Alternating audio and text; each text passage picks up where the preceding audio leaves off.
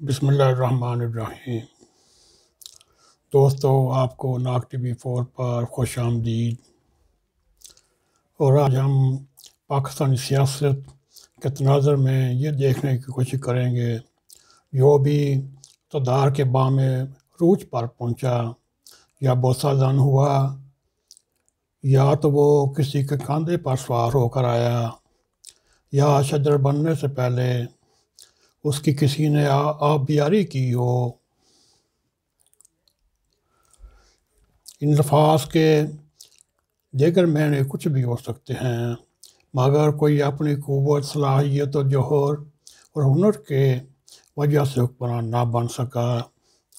یوبھاں پاکستان بننے سے پہلے ایک لیفٹیننٹ کرنل تھے اور ایک امریکہ یاترا کے بعد یا امریکی سفر کے بعد فوراً ہی وہ میجر جنرل بن جاتے ہیں۔ برطانیہ کے بعد نئے سامراجی راج امریکہ کو ایک ایسے حلیف کی ضرورت تھی جو اپنے عوام کو جواب دینا ہو۔ اور اس کے بعد آپ دیکھیے بھٹو صاحب کے متعلق بھی یہ عام ہے، ڈیڈی ڈیڈی کہتے، ماں باپ بن گئے۔ یہاں ہم آمروں سیاستدانوں میں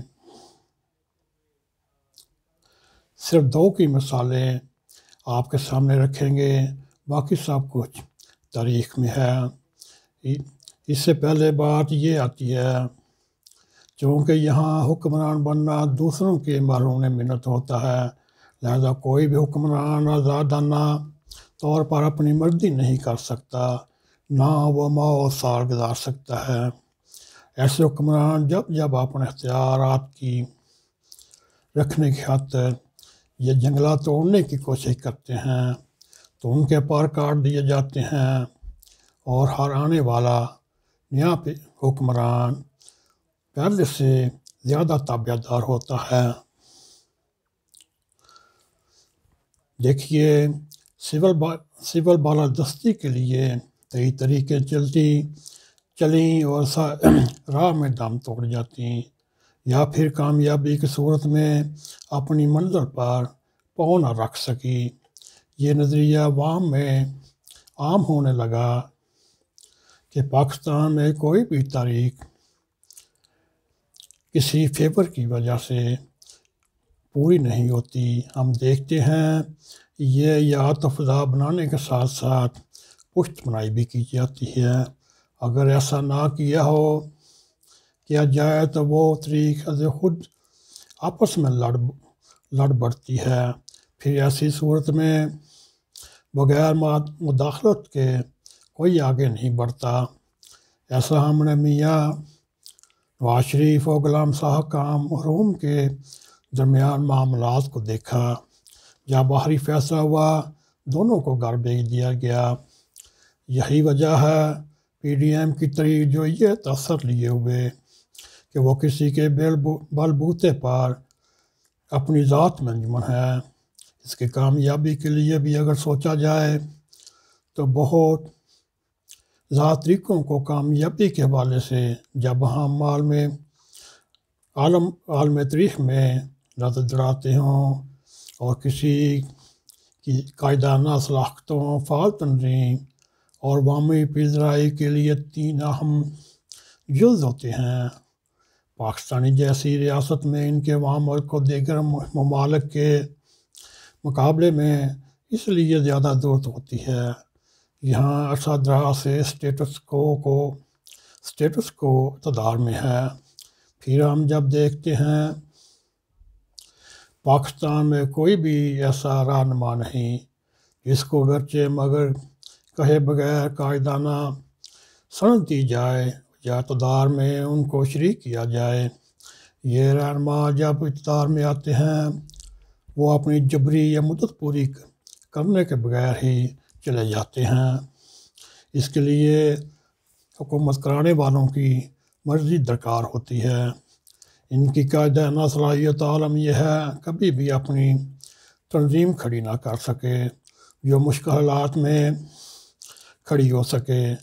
صرف اس میں پاکستان پیپلز پارٹی جو تنظیمی ساخت و باخت کے لیے مشہور ہے، مگر اس کی یہ خوبی بھی کب کی پرواز کر چکی۔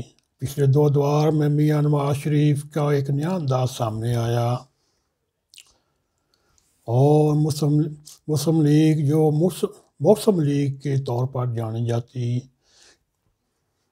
اسے جوں کا تو رہنے دیا گیا۔ اس کا نظارہ پی ڈی ایم کے جلسے میں پوری دنیا نے دیکھا۔ یہ وہ جلسہ تھا، اس جلسے کی وجہ سے پاکستان کی تبدیلی اور جمہوریت کی راہ متعین کرنے کے لیے ضروری تھا۔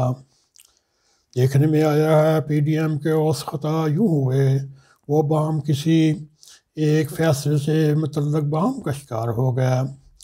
لاہور مسلم لیگ کا گھر ہے، اور پی پی سمیت پوری پی ڈی ایم یہ امید لگائے بیٹھی تھی کہ اس جلسے سے سرکار پر ایسا پریشر پڑے گا، وہ بہت کچھ سوچنے پر مجبور ہو جائے گی۔ دیکھیے، سردی و دیگر وجوہات کا ادراک نہ کرنا قائدانہ صلاحیتوں پر سوالیہ نشان ہے، لیکن سامنے کا واقعہ ہے کہ پی پی کو اپنے اس موقف میں زبردست تقویت محسوس ہوئی کہ عوامی طریق سے حکومت جانے کی باتیں نہیں کرنی چاہیے۔ اس سے بہتر یہی ہے حسب روایت اختیار مندوں سے مزید سہولت کے لیے بغاوت سے اجتناب کیا جائے اور پالیسی جاری رکھی جائے۔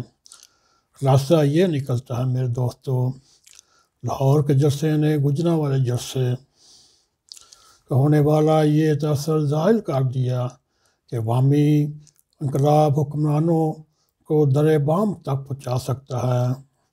گویا لاہور کا ایک ایسا جلسہ جس نے ایک گیدڑ کو شیر بنا دیا،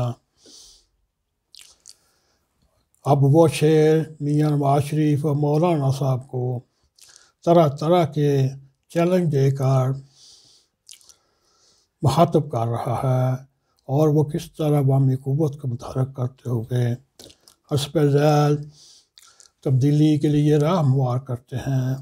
اب ان کی قائدانہ صلاحیتوں کا موقع ہے۔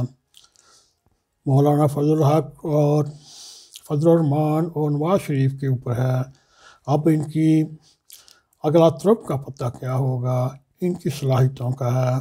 بہرحال اس وقت پاکستان پیپلز پارٹی کا وہ مطالبہ مان لیا گیا، وہ تقویت کر لی گئی۔ اب دیکھنے میں یہ آ رہا ہے، یہ انقلاب کے ذریعے یا لانگ مارچ کے لیے حکومت جانے والی نہیں۔ آپ ان چند دنوں میں عمران خان کا یہ رویہ اور مخاطب دیکھ لیں کس نہج پر ہے۔ دوستو، اب یہ آپ کا فیصلہ ہے، آپ دیکھیے آپ کیا فیصلہ کرتے ہیں۔ یہ پی ڈی ایم کا لانگ مارچ کامیاب ہوگا یا نہ ہوگا، فیصلہ آپ کا ہے۔ دوستو، یہ تھی اس وقت پاکستان کی سیاسی صورتحال کے اوپر ایک تجزیہ۔ اگر آپ کو یہ پروگرام پسند آیا ہو تو لائک بھی کریں، شیئر بھی کریں، اور کمنٹ سیکشن میں جا کے اپنا نظارہ خیال کرتے ہوئے ہمیں سبسکرائب بھی کریں۔ نعیم کھوکھر کو اجازت دیں، پھر انشاءاللہ تعالیٰ پھر کسی اور تجزیے کے ساتھ آپ کی خدمت میں حاضر ہوں گے۔ اس وقت تک کے لیے السلام علیکم ورحمۃ اللہ وبرکاتہ۔